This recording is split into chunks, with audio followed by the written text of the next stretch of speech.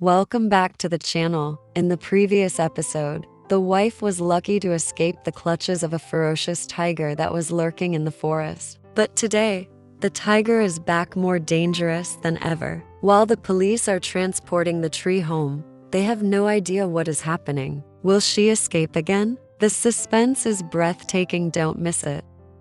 The dawn had not yet reached the damp soil of the deep forest, but Heng's small kitchen had already begun to emit smoke from the first sticks of firewood. The kitchen was made temporarily from wooden planks left in the forest, without a roof, just a narrow space to light the fire, cook, and keep warm during the foggy days. Heng's family of 3 had woken up when it was still pitch black, in the air of early morning mist and the chirping of forest birds echoing far and wide. Everyone's face still bore the fatigue of a short night. Their eyes were still heavy from lack of sleep, but no one complained because they were used to the harshness of life in the jungle. Every day that passed was a challenge, a silent battle with nature and with themselves. Heng, the only son of the family, was the sole breadwinner, always shouldering all the heavy responsibilities on her shoulders. He is the most diligent, the earliest, always preparing everything so that the day's work can be carried out smoothly. This morning, the task is not to go into the forest to cut trees like every other day, but to build the kitchen roof, a seemingly simple job. But with the lack of materials and harsh weather, it is a difficult journey. Sinnhat, his wife, a small thin woman, but full of determination, and his mother-in-law, an old woman who has experienced many seasons in the forest, are always by his side to help and encourage her son-in-law without leaving a step. Despite her advanced age, she is still willing to shoulder the work of helping build the kitchen, clean, and prepare materials. The 3 of them together started working in smooth coordination, despite the cold night dew still lingering on every treetop, every leaf. The first difficulty is the materials. Without large wooden panels or new roofing sheets, they have to make use of small trees and rotten bamboo sticks left in the forest near their house. The wooden planks had to be sawed and split by hand with a blunt axe, using only a few rudimentary tools that had been preserved over many years of use. Sweat dripped down their foreheads, their hands and feet were scratched, but they did not stop. After a hard day of work under the harsh summer sun of the deep forest, Heng and her 3 children were exhausted, their shirts soaked with sweat. They stopped working and returned to their small house to rest and regain their strength. Inside, the simple space, the even breathing and gentle silence helped them dispel some of their fatigue. Even though it was just a temporary rest, everyone knew that there were still many challenges ahead for the long days ahead. Under the harsh summer sun of the deep forest, Heng and her 3 children still persevered without stopping, even though their shirts were soaked with sweat and their foreheads were dripping. After a short rest, they quickly regained their strength and started the next task, building the floor with rough wooden logs, in the middle of the wild nature and an old saw. Heng was the one who took on the hardest work. He used the saw to cut each log to make them equal. Below, Heng's wife and her mother carefully lifted each rough log, one hand to balance, the other hand to help her husband place the logs in the pre-carved positions. Together, they supported each heavy log, moving them carefully over the rough, rocky terrain. Their calloused hands wrapped tightly around each other, supporting each other in each move, each time fixing the log into the pre-drilled hole.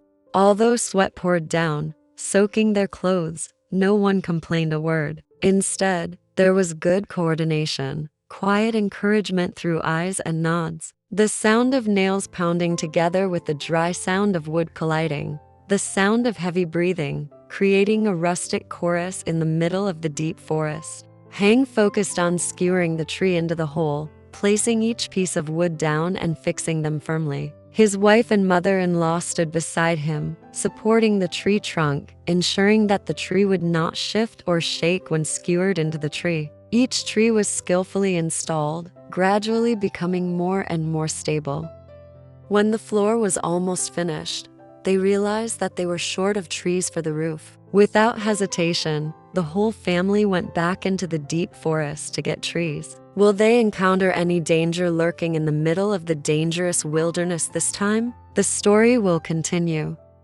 The forest that morning was unusually dark. The sun had risen high, but the light still could not penetrate the thick layer of leaves. The air was damp and strangely cool, even though it was midsummer. As soon as they reached the edge of the forest, all three of them Hang, his wife Nhat, and his mother-in-law shivered. No one said anything, but a gloomy, uneasy feeling seemed to creep into every step.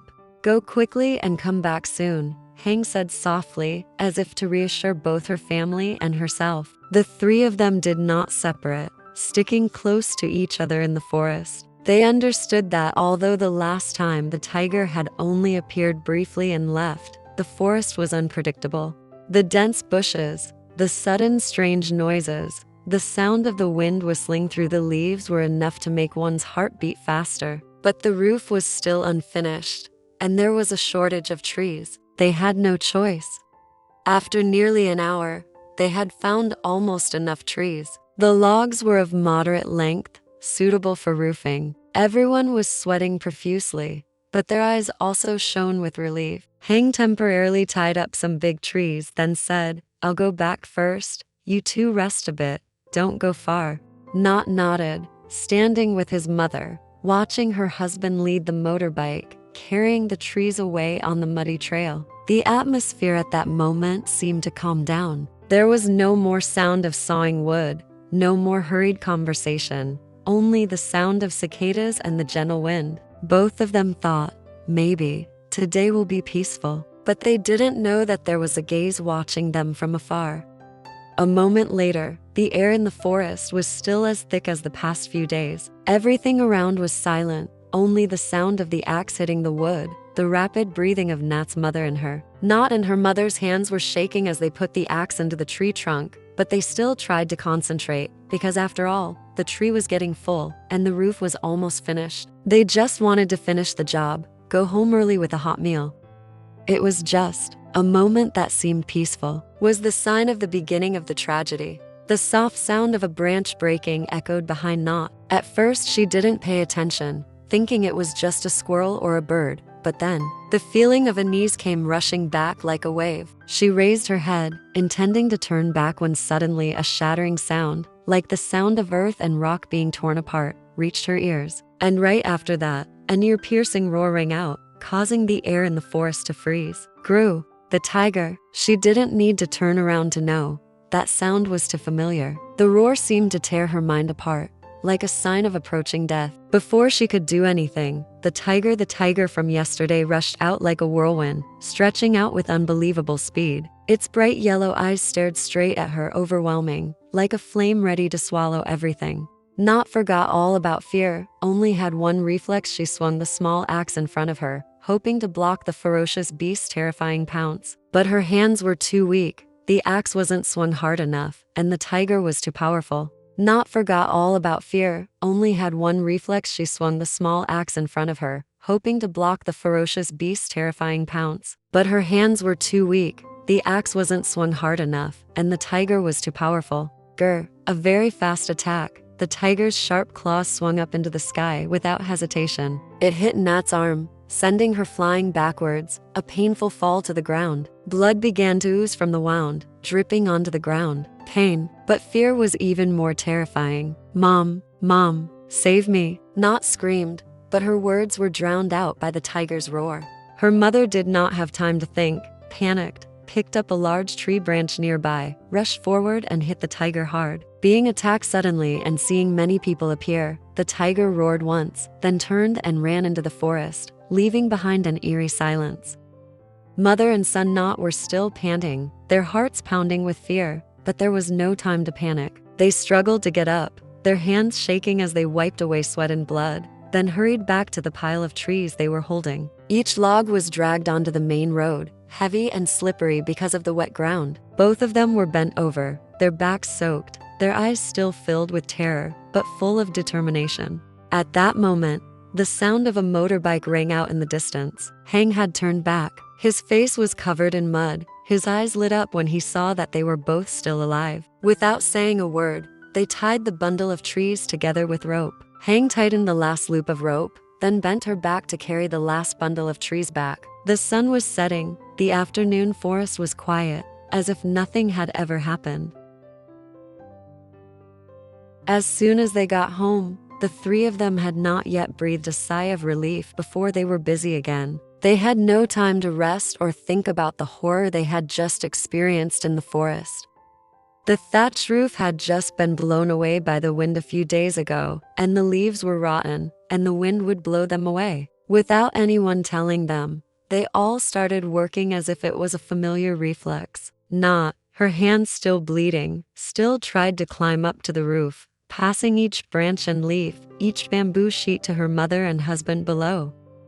Each person had a task. Her mother bent down to untie the old ropes, her hands skinny but still agile. Hang took the opportunity to reedy the rafters, reinforcing the weak spots. The sound of nails pounding into dry wood echoed in the quiet space of the afternoon. No one complained. No one mentioned the tiger, the blood, or the screams. There were only persistent, silent movements, as if the most important thing at the moment was to live, to fix the roof, to cook a meal. The sky began to darken. The wind blew gently through the newly thatched roof. In the makeshift kitchen, the flickering firelight illuminated everyone's tired but peaceful faces.